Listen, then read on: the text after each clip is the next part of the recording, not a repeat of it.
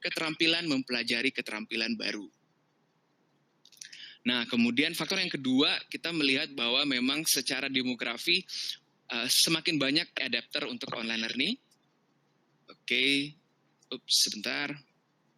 Jadi kita bisa melihat ada pembagiannya, dan Gen Y dan Gen Z mereka relatif digital savvy. Mereka terbiasa dengan platform atau perangkat online. Ini saya ambil dari Global Web Index. Jadi bagaimana mereka melakukan survei, bagaimana generasi tertentu itu mengkonsumsi media dalam ketika sedang masa COVID-19. Jadi kalau kita lihat di sebelah kiri, Gen X, kebanyakan mereka mengkonsumsi media itu dari broadcast TV. Kalau Gen Z, mereka dari online video. Jadi mereka merasa saya punya otoritas untuk menentukan konten mana yang mau saya tonton terkait saya mengkonsumsi media. Mereka merasa lebih independen dalam menentukan pilihan. Bahkan dibandingkan dengan Gen Y atau milenial, kalau kita lihat di sini, mereka masih melihat online TV yang dominan. Ini survei juga dari Udemy yang menanyakan ke millennials dan post-millennial, apakah kamu sudah menginvestasikan uang untuk belajar online? 64% menyatakan sudah pernah. Bahkan survei dari World Economic Forum menyatakan 77,84% pernah mengambil kelas online.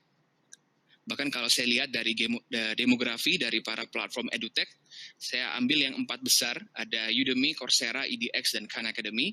Rata-rata berada di kategori Gen Z dan juga millennials. Jadi usia sampai 18 sampai dengan 40. Bahkan kalau kita ambil sampai dengan usia 44, 82% ini menjadi early adapter atau mungkin sudah menjadi mass adapter untuk belajar online.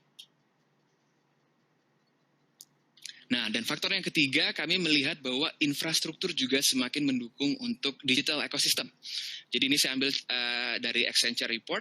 Jadi populasi kita di 2017 264 juta, baru 30% yang terpenetrasi internet, dan baru 43% dari internet user yang kemudian sudah menjadi digital buyer. Kita lihat prediksi di 2002, 50% dari populasi itu sudah terpenetrasi internet, dengan penetrasi digital buyer sudah 65,4%. Bahkan dilihat digital purchase per kapita di 2022 diprediksi mencapai 78,1. Bahkan kalau di Jakarta sendiri itu sudah di 100 US per kapita. Jadi kurang lebih kita sama dengan Cina sekitar tahun 2010-2012. Sedikit tertinggal tapi kita terus menanjak karena survei dari atau report dari Google, Indonesia termasuk pertumbuhan yang paling cepat, CAGR-nya sampai dengan 49%.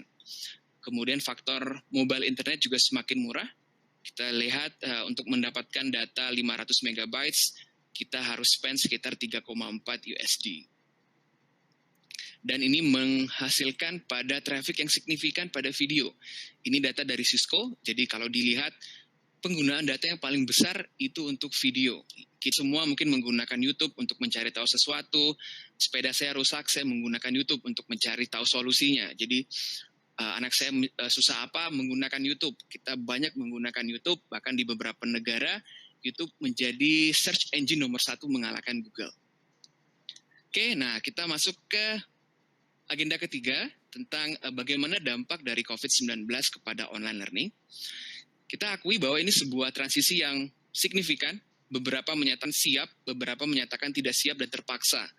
Tapi di luar kesiapan atau ketidaksiapan itu kita melihat signifikansi dari online learning. Coursera menyatakan ada increase 300-400% year on year, bahkan baru beberapa minggu yang lalu mereka menyatakan growth-nya sampai dengan 600%.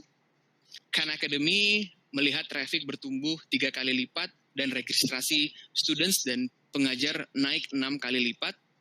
Kemudian K-12 globally sekitar 1,2 miliar anak-anak terpengaruh. Mereka harus moving dari offline ke online. Ini berpengaruh, anak saya juga SD, full time, orang tuanya yang stres. Nah, kita lihat Zoom. Usernya hanya 10 juta di Desember 2019, di Maret 2020 naik jadi 200 juta user.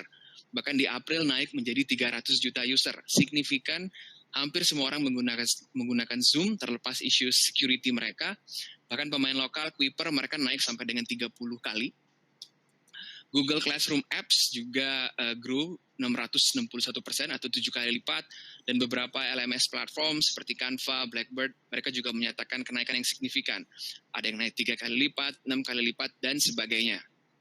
Nah, di Udemy sendiri kami bertumbuh sekitar 425% untuk enrollment dari students. Kemudian untuk instruktur, karena Udemy setiap orang bisa mengajar, ada kenaikan 55% dari kursus yang dibuat oleh pengajar. Dan Udemy juga punya lini bisnis untuk korporasi, itu naik 80%. Nah, topik apa sih yang menarik di Udemy? Nah, kalau kita lihat di sebelah kiri, itu ada surging enrollment. Banyak topik-topik yang tidak terlalu berat ternyata yang naik signifikan. Ada technical drawing, ada art for kids, ada pilates, ada ukulele, ada juga sebenarnya di situ belajar gitar blues, tapi nggak saya masukkan. Dan growth untuk technical skill dan soft skill juga tetap grow, tapi masih relatif tidak signifikan dibandingkan beberapa keterampilan baru yang cukup relax, santai. Nah, ini survei dari Udemy, kenapa mereka kenapa growth Udemy cukup signifikan? Ini reason utamanya. Pertama, mereka bilang no need to commute. Kemudian ada beberapa dari mereka juga tidak bekerja, dan beberapa mereka juga merasa tidak bisa melakukan aktivitas rekreasional, jadi mereka beralih ke Udemy. Ini salah satu quotes-nya.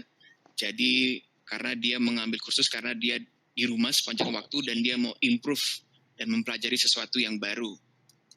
Nah, bahkan untuk level korporasi, jadi kami punya produk untuk bisnis, kami sebut Udemy for Business. Nah, topik yang paling tinggi itu adalah telecommuting atau hal-hal yang terkait dengan bekerja jarak jauh, seperti work from home. Jadi setiap karyawan merasa perlu untuk belajar itu, termasuk virtual team. Kemudian yang ketiga ada AWS, karena banyak platform-platform yang mengalami kenaikan trafik yang signifikan, sehingga mereka merasa harus mempersiapkan dari sisi cloud-nya. Dan sebagainya, ini bisa dilihat di sini. Nanti mungkin ada beberapa slide yang bisa saya share ke ICAW untuk dilanjutkan lagi ke rekan-rekan. Bahkan di Indonesia sendiri ada prakerja, terlepas dari segala kontroversinya, prakerja termasuk salah satu faktor yang mempopulerkan online learning di Indonesia. Kita bisa melihat di batch 1 dan di gelombang kedua, sudah ada 456.000 peserta di prakerja. Nah, dan kita masuk ke agenda terakhir, setelah kita melihat COVID-19, bagaimana sih dampaknya terhadap online learning ke depannya? Karena ada yang bilang, wah online learning akan menjadi sebuah new normal ya. It's relative, jadi ada yang survei, saya ambil dari beberapa survei, mereka bilang it depends on beberapa faktor, dan faktor yang paling signifikan itu adalah adaptability dan agility dari si pelaku edukasi atau dari institusi edukasi. Karena ketika beralih ke online itu tidak hanya berarti saya merekam sesuatu menggunakan video, tetapi ada banyak hal yang harus dipersiapkan. Mindset, value daripada institusi, kemudian agility, kelincahan, jadi jangan sampai hanya invest once time, but it has to be continuous investment. Kemudian yang kedua, berbicara tentang eksternal infrastruktur. Apakah user daripada pelaku edukasi tadi sudah punya internet akses yang mumpuni? Apakah mereka punya teknologi yang mendukung? Saya baru baca di Kompas 2 hari yang lalu, anak SD yang punya akses ke laptop atau ke komputer itu hanya 20%. Jadi 80%-nya ketika mereka dipaksa untuk online learning, mereka kehilangan medium untuk belajar. Dan yang terakhir adalah persepsi terhadap effectiveness. Bagaimana pelaku edukasi melihat online learning itu efektif atau tidak. Karena kalau sekarang mungkin ada yang bilang tidak efektif, karena kita dipaksa untuk bergerak dengan cepat. Kita dipaksa untuk menyiapkan online learning dengan cepat, jadi mungkin tidak begitu efektif, tetapi ketika disiapkan dengan baik, itu relatif berhasil. Ini sebuah survei dari Research Institute of America dan juga Brandon Hall. Jadi mereka melihat bahwa belajar online itu retaining itu bisa 65-60% dibandingkan dengan offline itu 8-10%, karena mereka punya keleluasaan kapan mereka mau menitik beratkan pada topik tertentu atau mereka mau relax pada topik tertentu. Survei juga menyatakan bahwa student bisa belajar lebih cepat karena online learning mereka punya waktu lebih singkat, jadi beberapa interaksi terkurangi, mereka bisa belajar sendiri, dan mereka bisa menentukan waktu belajar sendiri. Kalau yang sehari mau belajar 8 jam, 10 jam, silakan. Jadi ini 3 faktor yang menentukan. Ketika ini dirasa cukup, maka online learning menjadi sebuah new normal. Nah, ini sebuah gambar sebuah frase dari Phil Ontek, saya ambil. Dia membagi 4 frase online learning menjadi new normal untuk higher education. Jadi fase pertama itu dari Februari Maret kita mulai mencoba transisi dengan cepat. Kemudian fase kedua kita mulai nyaman, kita memasukkan beberapa hal-hal fundamental. Fase ketiga kita dipaksa untuk terus dari Agustus sampai dengan Desember melihat potensi dari COVID-19.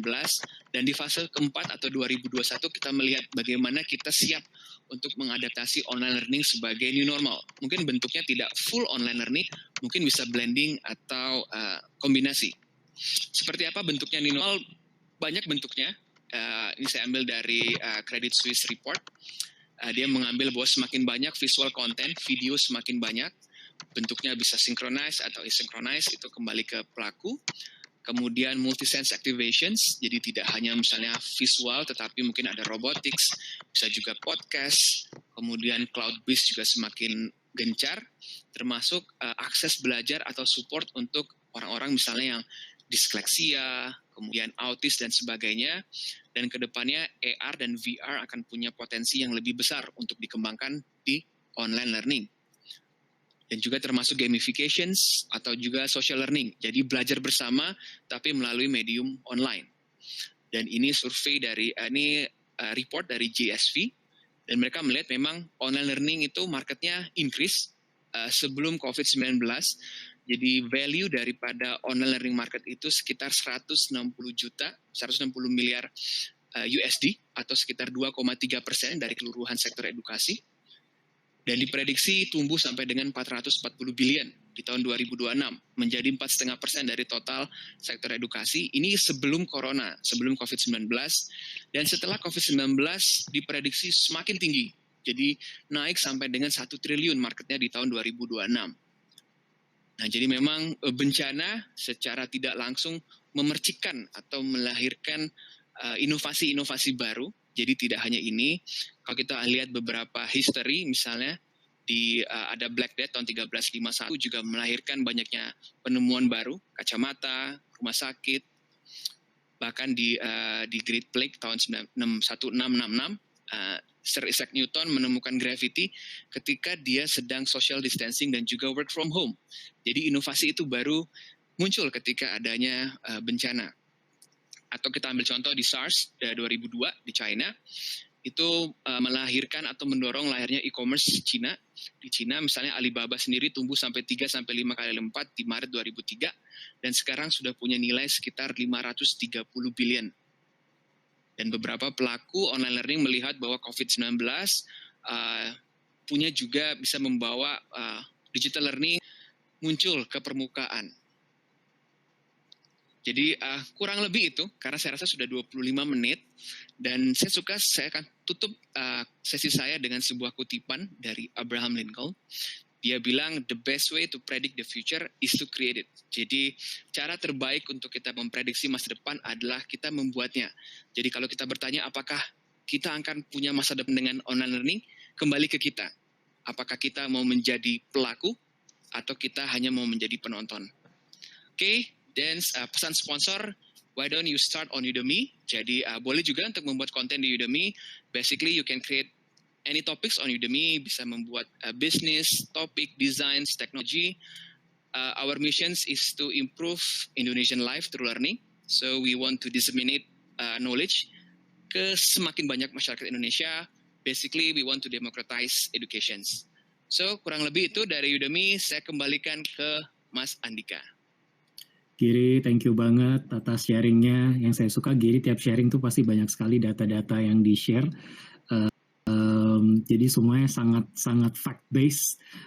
Sebelum nanti kita ke sesi tanya-jawab, dan sebelum kita mulai ke sesinya Mas Edo, karena Edo akan lebih banyak fokus ke bagaimana sih bikin online class itu menarik gitu, karena pasti dosen kebanyakan kesulitan tuh siswanya yang mungkin sambil nonton YouTube ya kan, nggak bisa dimonitor. Nah sebelum kita ke sana, saya akan share sedikit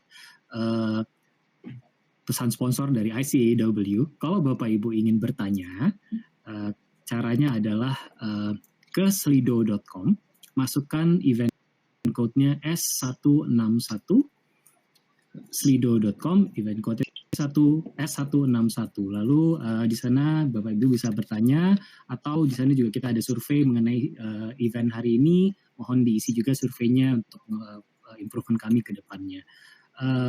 Without further ado, saya akan pass on the mic to Edo. Edo sudah siap? Sebentar. Oke, sip. Sudah? Oke, terima kasih Mas Andika, terima kasih Mas Giri, keren banget, semua berdasarkan fakta, jadi nggak ada yang hoax, semuanya betul-betul terjamin kredibilitasnya. Kalau tadi Mas Giri memiliki 4 buah materi, ada 4 buah agenda, sebetulnya saya hanya 1 agenda, yaitu agenda saya menjawab seluruh pertanyaan dari rekan-rekan dosen semua pada sore hari ini. Saya akan memulai untuk sesi kali ini, di mana saya boleh coba flashback dulu di Oktober lalu. Di Oktober yang lalu saya sempat menjadi seorang coach untuk perusahaan oil and gas BUMN di Indonesia, sangat terkenal sekali. Di mana di situ tugas utama saya yaitu bagaimana menjadi seorang coach.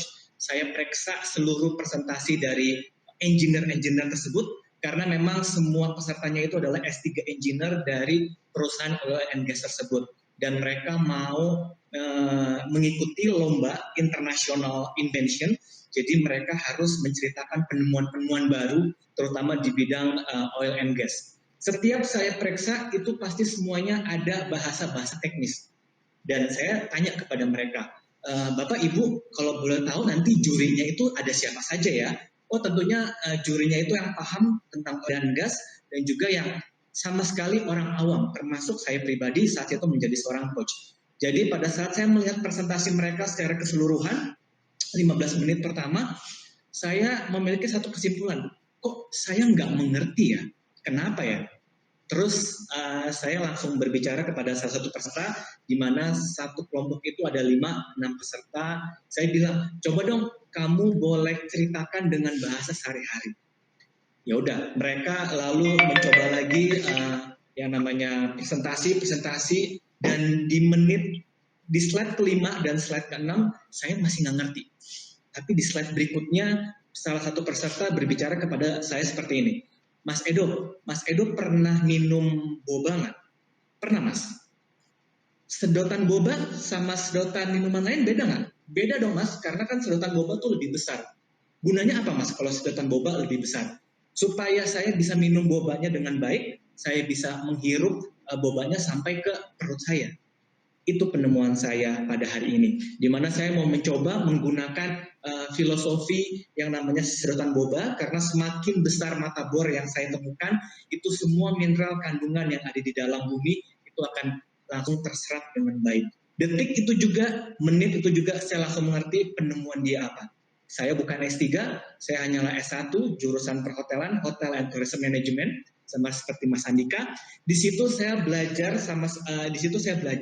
bagaimana caranya menyamakan satu frekuensi. Ya, bagaimana cara menyamakan satu frekuensi. Karena komunikasi yang baik adalah antara penerima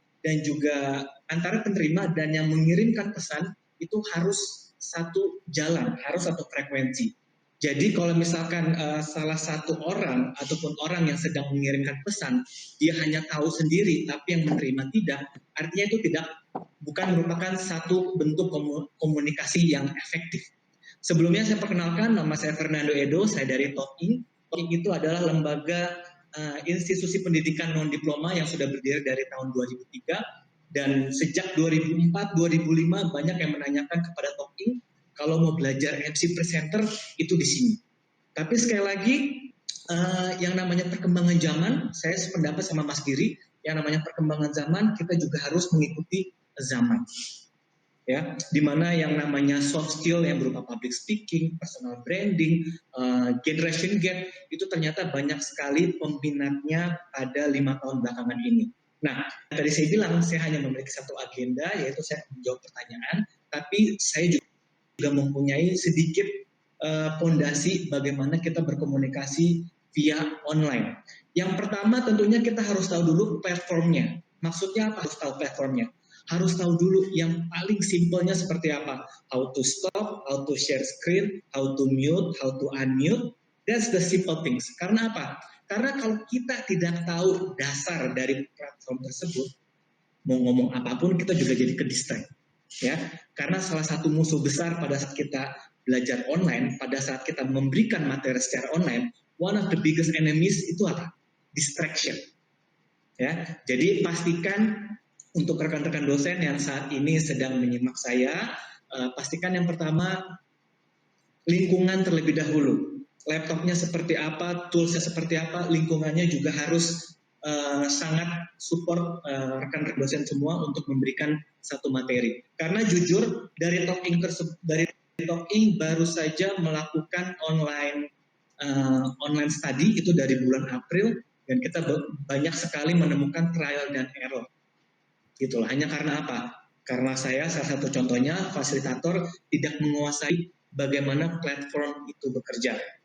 Oke, jadi yang pertama itu sebetulnya harus tahu dulu platformnya bekerjanya seperti apa. Yang kedua baru lingkungannya harus mendukung. Jangan sampai di satu ruangan itu ada 2 atau 3 orang yang bisa mengganggu. Dan berikutnya juga tentunya ada handphone yang juga bisa mengganggu kita kapanpun juga. Ingat, pada saat kita mendapatkan distraksi tersebut, semua yang mau ingin kita berikan, saya pastikan itu akan langsung buyar. Ya, jadi harap perhatikan itu yang pertama. Lalu yang kedua itu sebetulnya dalam komunikasi kita juga memiliki online principles. Ya, yang penting yang pertama itu adalah kita harus tahu dulu kita mau ngomong apa, yang mau kita sampaikan apa. Baru setelah itu kita gali lebih dalam. Baru berikutnya kita mengajak untuk siapapun yang melihat kita sedang mengirimkan pesan, itu ada responsnya atau tidak. Ada slide-nya? Oke. Yang kedua itu ada 3 online principles. Sebenarnya begini, rekan-rekan dosen semuanya, pada saat kita menyampaikan sesuatu lewat online, pastinya yang pertama apa? Kita harus sering-sering recap. Kita harus sering-sering mengulang. Karena apa? Kita tidak bisa kontrol rekan-rekan student kita yang ada di rumah itu full melihat kita. Karena kita nggak tahu apa yang ada di screen-nya. Mungkin screen kiri adalah Bapak Ibu rekan-rekan dosen semua, screen kanannya YouTube. Kita nggak pernah tahu. Tapi satu yang pasti, kalau misalkan setiap 2 atau 3 slide baru saja kita berikan secara baik, kita boleh recap lagi perlahan demi perlahan. Ya. By the way, Mas Andika, saya tidak bisa share screen, ya. Tapi saya akan coba, ya. Tapi saya akan mencoba perlahan-lahan ya. Jadi rekan-rekan dosen semua yang mendengarkan saya bisa mendengarkan saya dengan baik, walaupun tidak ada yang namanya visual. Nah, seperti ini nih saya diuji. Karena apa? Saya harus bisa menjadi seorang penyiar radio. Kenapa sih penyiar radio itu memiliki skill yang nggak dimiliki orang lain? Karena mereka memiliki theater of mind. Pada saat saya mengatakan bahwa sebuah burger itu enak banget, oh ini sudah ada slide-nya ya, mengatakan bahwa sebuah burger enak banget, seorang penyiar radio itu bisa mendeskripsikan burger yang enak itu seperti apa. Oke, nah ini di slide saya yang pertama, pastikan yang namanya lingkungan pada saat rekan-rekan dosen semua memberikan materi harus mendukung. Itu yang pertama. Lalu berikutnya,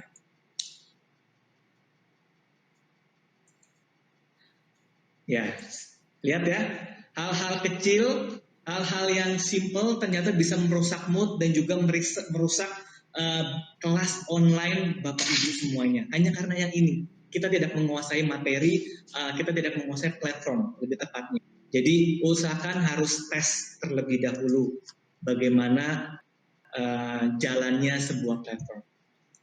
Oke, selanjutnya kalau yang namanya, lihat ya, ini ada sebuah video yang bocor di belakangnya, nggak mendukung apa yang sedang kita utarakan. Ya, it happens. Ini kita ambil dari sebuah video di Instagram. Lalu berikutnya, yang tadi saya katakan, ini yang namanya 3 online principles. Yang pertama kita harus mengatakan clarity, yang kedua benefit, yang ketiga harus recap. Jadi kita harus tahu dulu informasi yang mau kita sampaikan. Setelah itu kita harus bertanya kepada diri kita sendiri sebagai pengirim pesan. Kalau seandainya kalau saya menjadi seorang mahasiswa, untungnya apa buat saya? Kenapa saya harus mendengarkan Bapak Ibu dosen yang saat ini sedang atau hendak mau mengirimkan pesan? Nah, setelah itu baru yang ketiga, sering-sering kita kembali ke slide 1 atau ke slide 2, atau yang saya katakan sering-sering recap. Karena apa? Distraksi teman-teman mahasiswa di rumah itu pasti kita tidak bisa kontrol. Dan sentasenya cukup besar. Ya, yang tadi saya katakan, satu screen itu bukan berarti hanya Bapak Ibu dosen saja. Mungkin bisa YouTube, bawahnya bisa sosial media, kita tidak pernah tahu dan kita tidak bisa kontrol akan hal itu. Jadi sering-sering recap. Nah, strategi berikutnya ini kurang lebih sama nih. Prinsip pada saat kita memberikan informasi, prinsip pada saat kita melakukan public speaking. Salah satunya konten, bagaimana cara kita menyampaikan isi, yang tadi saya katakan. Yang pertama dulu, kita harus tahu dulu, apa yang mau kita sampaikan, itu apa. Contohnya, kalau saya mau mengatakan dan menceritakan franchise restoran Waralaba, itu kan what-nya. So-nya apa? Terus kenapa? Restoran franchise Waralaba terus kenapa? Harus digali. Salah satu restoran McDonald's di Sarina yang sudah berdiri puluhan tahun, ternyata pada tanggal 10 Mei, kalau tidak salah 10 Mei jam 10 malam, itu adalah jam atau hari mereka buka terakhir. Oh, so oke. Lalu setelah itu, terus sekarang kenapa? Untungnya buat gua apa? Nah, dari itu, rekan-rekan mahasiswa semua, saya tahu banyak sekali kenangan-kenangan yang ada di restoran tersebut. Tapi mohon jangan mengikuti orang-orang yang lain yang tidak paham akan social distancing. Mereka mengambil gambar, mereka selfie, dan sama sekali tidak menghiraukan yang namanya social distancing. Jadi harus tahu dulu pada saat kita ilmu berkomunikasi, divine, explore, and let them decide. Itu yang sudah pasti. Dan berikutnya, salah satu batasan-batasan pada saat kita memberikan informasi melalui media online, tentunya adalah sebuah suara. Seperti yang saya katakan seperti sekarang. Yang pertama, kalau memang misalkan kita diharuskan memberikan materi secara online, yang pertama kita harus melihat dulu mata kepada kamera. Itu adalah sesuatu yang sangat tidak biasa.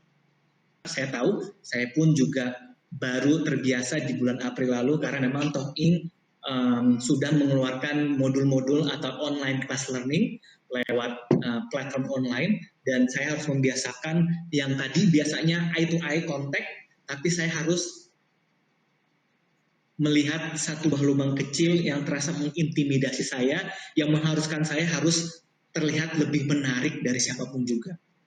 Itu yang pertama. Yang kedua, suaranya seperti apa sih yang enak untuk didengar? Yang pertama itu adalah kecepatan dalam berbicara. Ya, ini mungkin rekan-rekan dosen sudah paham betul, tapi saya coba untuk kembali memberitahukan, coba untuk mengingatkan bahwa pada saat kita online itu dipastikan harus 2 atau 3 level untuk tingkat kecepatan kita berbicara harus lebih dipelankan, lebih diturunkan. Karena apa? Karena ini untuk menyiasati yang namanya buffering. Ya, biar teman-teman, biar kita sebagai pengirim pesan juga nggak baper. Ini kok online tapi buffer terus gitu loh. Tapi kalau kita misalkan mengirimkan pesan, kita memberikan secara materi, secara perlahan, namun pasti, mudah-mudahan yang namanya lag itu juga akan bisa teratasi dengan baik. Yang berikutnya artikulasi. Kenapa artikulasi itu penting? Ya sekali lagi ini hal yang sepele. Ini adalah pelajaran bahasa Indonesia yang sudah kita terima dari sejak SD. Tapi terkadang saya pun pribadi suka lupa. 10 tahun saya bekerja sebagai MC presenter profesional, saya baru mengerti di tahun ketiga saya berkarya sebagai MC profesional pentingnya tanda titik dan tanda koma. Saya mengira pada saat dulu, waktu saya bicara, saya stop selama 3 detik, audiens akan mengira, sepertinya saya lagi bingung mau ngomong apa, sepertinya si Mas Edo lagi ngeblank mau ngomong apa, tapi sebetulnya enggak, rekan-rekan semuanya. Karena apa? Pada saat kita memberikan titik, kita diam, itu ada mutual benefit yang ada di kita sebagai pengirim dan ada benefitnya juga sebagai penerima pesan. Pengirim pesan benefitnya apa? Biar kita bisa mengatur nafas terlebih dahulu. Ya, nah keuntungannya apa buat penerima pesan? Yang pertama, daya tangkap orang berbeda-beda. Kalau kita semakin cepat, alhasil banyak yang tidak dapat menangkap apa yang kita sampaikan. Nah, cara menyiasatinya gimana? Harus ada pace, artikulasi, dan juga ada yang namanya tanda baca. Simple memang, sangat sederhana. Tapi kita mulai dari yang sederhana dulu untuk memberikan dampak yang sangat besar. Seperti itu ya. Nah, berikutnya, Mas Edo, kalau di dunia atau di teori komunikasi, bahasa tubuh itu memegang peranan penting. Kalau di talking itu mengatakan bahwa visual tells everything. Betul sekali. Contohnya apa? Rekan-rekan semua yang saat ini sedang mendengarkan saya, kira-kira masih tertawa nggak melihat cuplikan film Mr. Bean? Atau kalau kita balik lagi ke zaman yang lebih lama lagi, kalau menonton cuplikan Charlie Chaplin, kira-kira masih tertawa nggak? Kalau masih tertawa, teman-teman, rekan-rekan semua setuju. Visual tells everything. Seperti itu ya. Karena apa? Bahasa tubuh adalah satu-satunya bahasa yang tidak bisa bohong. Satu-satunya bahasa yang tidak bisa kita siapkan take notes terlebih dahulu, nanti saya mau ngomong apa ya, oke next apa ya, tidak ada. Tapi bahasa tubuh bisa kita pelajari seiring berjalannya waktu. Ya, yang pertama tentunya mata harus tertuju kepada lubang kecil yang kita merasakan terintimidasi sama lubang kecil tersebut. Dan eye contact yang tadi saya katakan, facial expression, karena yang namanya online itu pasti dari bagian tubuh dada sampai ke kepala. Itu yang harus diperhatikan. Ya, jadi tentu sama seperti Mas Giri, sama seperti Mas Andika harus menggunakan pakaian yang baik, atau juga saya kemeja itu juga harus pastinya terlaksana dengan baik. Dan berikutnya senyum, rekan-rekan dosen semua. Sekali lagi, sore ini saya memberikan hal-hal yang very basic, karena sekali lagi hal-hal yang sederhana yang terkadang lupa. Itu yang saya temukan di setiap kelas offline sebelum masa pandemi ini, mau dari BUMN, mau dari lulus S3, S2, mereka semua lupa akan hal-hal dasar. Sama seperti senyuman. Kenapa sih kita harus senyum? Senyum itu melambangkan citra diri kita yang positif. Yang pertama. Yang kedua, senyum itu membuat kita merasa bahwa pada saat kita mengirimkan pesan, pesan itu dimulai dari hati kita. Itu yang pasti. Karena apa? Kalau kita nggak senyum, bagaimana kita mau dilihat lagi? Bagaimana kita mau dilihat sama rekan-rekan student? Karena sekarang apa? Sekarang para pelajar itu distract-nya itu semakin banyak. Dan atensi dari seorang pelajar itu semakin sedikit. Contohnya apa? Pada saat mereka melihat Instagram, satu buah foto tidak menarik buat mereka, mereka akan scroll down. Sama seperti pemberi materi. Kalau pelajar melihat si pemberi materi tidak menarik di mata mereka, they will listen. Very basic. Ya, jadi kendalikan ekspresi dan tetap senyum. Berikutnya, hand gesture-nya itu seperti apa sih? Harus seperti apa? Tentunya harus dimainkan. Karena yang namanya body language, yang tadi saya katakan, itu adalah bentuk komunikasi yang paling krusial. Mengekspresikan ide. Penekanan visualnya harus ada di tangan. Nah, berikutnya saya akan masuk ke postur. Posturnya juga tentunya harus berdiri dengan baik. Maksudnya duduk dengan tegap, posturnya dengan baik. Karena apa? Kalau postur kita duduk dengan baik, itu menunjukkan atensi dan menghargai para penerima pesan, merasa dihargai. Seperti itu ya. Dan ini slide saya terakhir, cepat juga ya. Slide saya terakhir, do's and don'ts-nya itu apa? Yang pertama harus treat it as in-person meeting. Ya, walaupun kelasnya ada 20, kita coba merasakan bahwa meeting tersebut seperti personal meeting. Tentunya yang pertama bersikap sopan, etika profesional. Sekali lagi, walaupun Bapak Ibu rekan-rekan dosen, pastinya kita harus bersikap profesional. Walaupun para pelajarnya kita tidak pernah bisa berkontrol, tapi mulai dari diri kita sendiri dulu. Nah, yang kedua itu adalah berpakaian sopan dan rapi. Oke, lewat. Berikutnya, berbicara dengan jelas dan sedikit lebih lambat. Ya. Jaga gesture minimum, perlahan dan wajar. Dan yang terakhir, tentunya eye contact. Hal yang sangat dasar, hal yang sangat sederhana, tapi itu bisa menguatkan pesan yang akan kita sampaikan. Lalu kalau do's-nya seperti ini, don'ts-nya apa? Yang pertama, kalau ada pelajar atau mahasiswa yang sedang menyampaikan ide, biarkan mereka selesai terlebih dahulu. Walaupun saya tahu, saya pribadi pun sebagai fasilitator juga ingin menginstruksi. Tapi sekali lagi, yang namanya online kelas itu ada batasannya, dan salah satu batasannya seperti ini.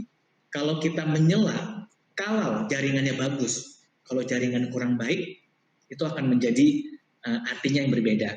Dan berikutnya, jangan membuat suara berisik atau berteriak. Ya, kalau anak zaman sekarang tuh bilang semesta harus mendukung.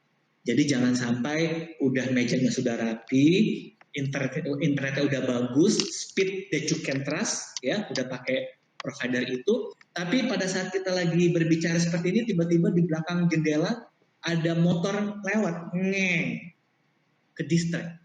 Mood kita jadi nggak baik. Pelajar yang menerima pesan juga, ini apa sih? Seperti itu ya. Jadi sekali lagi, hal yang sangat mendasar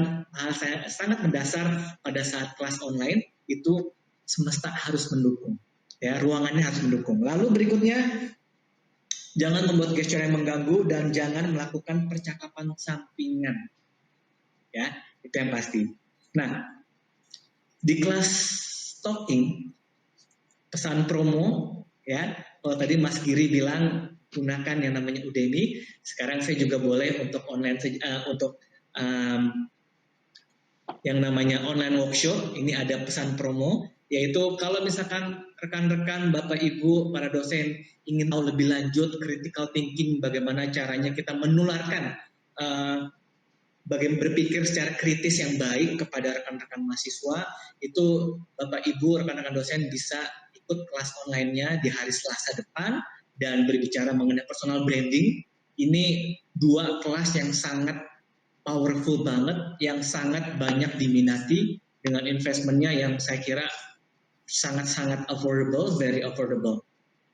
Dan saya akan melanjutkan dengan saya mengambil satu buah pertanyaan dari Mas Andika yang sudah dikirim kepada saya sebelum acara ini.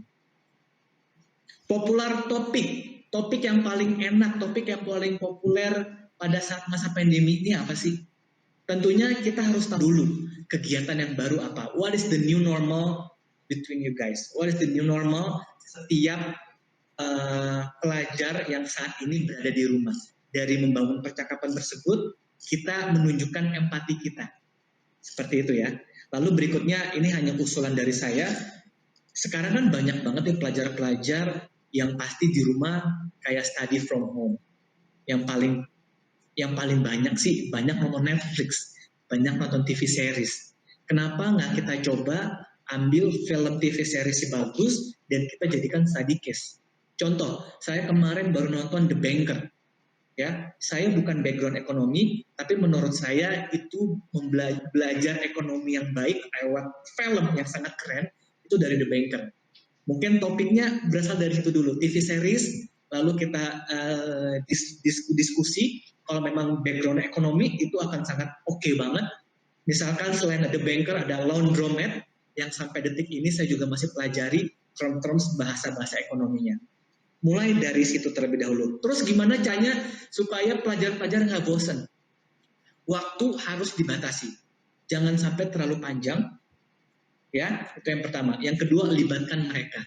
Karena sekali lagi kita tidak pernah tahu di satu monitor tersebut apa hanya ada wajah kita, apa wajah kita itu diminimize, never know. Tapi sekali lagi, bagaimana cara membuat mereka nggak bosan? Libatkan mereka. Ya, gunakan yang namanya interaksi satu persatu. Dan yang paling pasti, prepare atau persiapan itu menjadi kunci yang utama. Sekian dari saya. Mas Andika. Terima kasih Edo, gara-gara Edo tadi bilangnya gesture, jadi sekarang ke tangan saya udah mesti kelihatan nih. Mas Edo, karena suaranya bocor, saya mute sebentar. Nanti kalau Mas Edo bicara, saya unmute.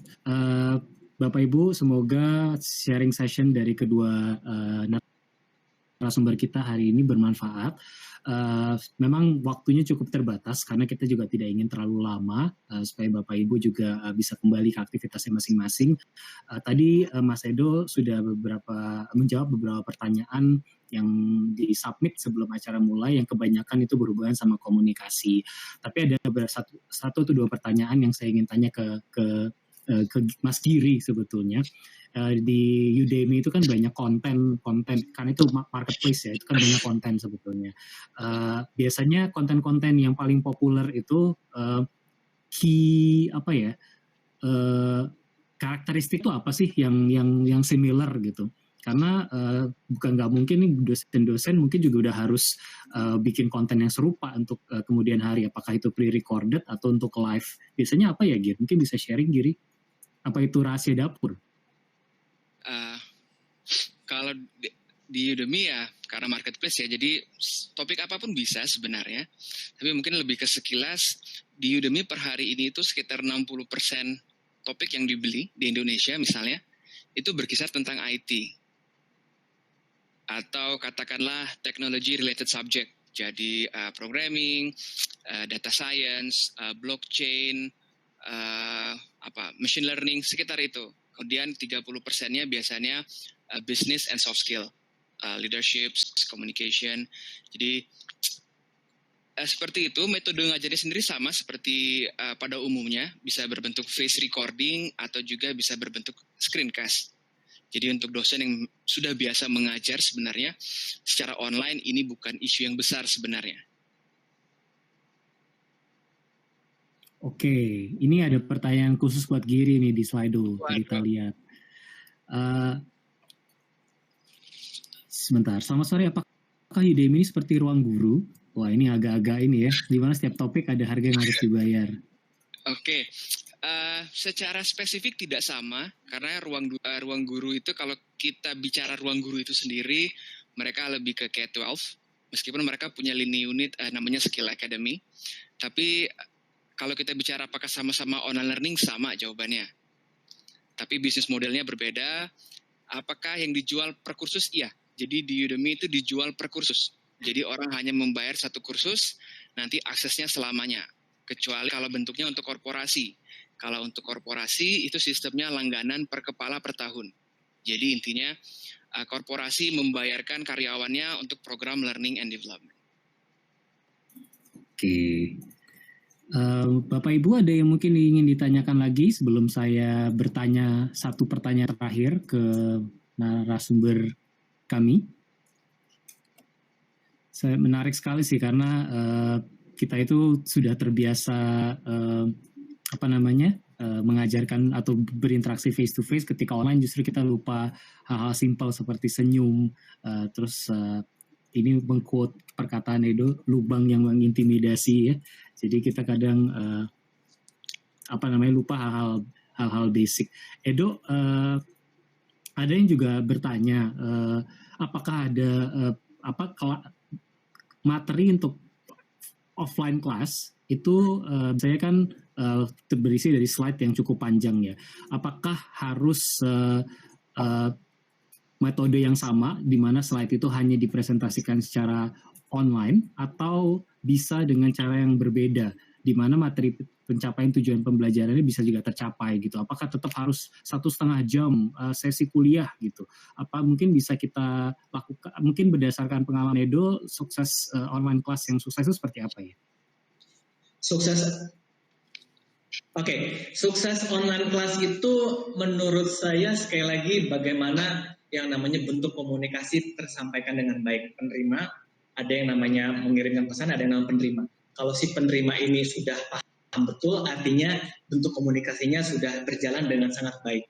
Tapi artinya pada saat online class ini, menurut saya lebih baik kalau slide-nya bisa di-share sebelum online class, kenapa tidak? Jadi kita bisa meminimalkan waktu-waktu yang menurut saya yang kurang penting dan kita maksimalkan bagaimana cara kita bukan berdebat ya, berdiskusi. Mana yang baik menurut saya, mana yang baik menurut pelajar. Menurut saya online class yang sukses ya seperti itu, bagaimana kita membangun critical thinking dari pelajar tersebut. Kalau hanya sekedar teori, hanya sekedar informasi, menurut saya pribadi ya, kalau bisa di-share terlebih dahulu, kenapa tidak? Walaupun kita juga tidak bisa menggaranti 100% si pelajar tersebut baca, ya. Tapi sekali lagi dengan kita sudah memberikan materi, ya sedikit kurang lebih mereka sudah paham yang mau disampaikan nanti apa. Jadi sebetulnya yang mau kita lebih gali pada saat online class itu ya critical thinking atau bagaimana mereka berdiskusi dan pendapat dari mereka itu bagaimana. Seperti itu, Dik. Oke, jadi yang penting interaksinya ya, karena kalau sharing slide itu kecenderungannya adalah jadi one way communication. Jadi kalau udah share di sebelumnya di sebelum perkuliahan dimulai, kita bisa lebih membangun two way interaction-nya. Kurang lebih seperti itu kali yang saya simpulkan. Bapak Ibu mohon maaf karena waktunya juga tidak terlalu banyak, jadi kita juga tidak bisa terlalu lama berdiskusi. Tetapi materi-materi dari ini saya menjawab beberapa pertanyaan yang sudah muncul. Materi-materi yang disampaikan oleh pemateri kita hari ini itu akan kami share ke semua yang hadir di hari ini. Kami mohon maaf sekali lagi jika tidak bisa menjawab semua pertanyaannya. Saya berterima kasih kepada Giri dan Edo dari Talking dan Udemy atas waktu yang sudah diberikan kepada ICAEW dan rekan-rekan ICAEW. Semoga materi yang disampaikan hari ini bermanfaat. Satu pesan lagi dari kami sebelum kita akhiri sesi ini, kami mohon untuk mengisi survei mengenai acara ini untuk improvement acara-acara kami ke depannya, karena selama kita masih work from home dan mungkin harus tetap berinteraksi secara online, kami berencana untuk selalu support dengan membawakan materi-materi yang mungkin relevan bagi rekan-rekan dan partner-partner kami. Silahkan isi surveinya di slido.com dengan kode event S161. Saya ulangi, slido.com dengan kode event S161.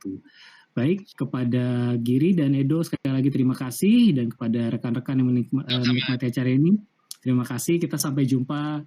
Kita akan bertemu lagi di sesi webinar berikutnya dengan topik yang berbeda dan narasumber yang berbeda. Selamat sore semuanya. Assalamualaikum warahmatullahi wabarakatuh. Waalaikumsalam.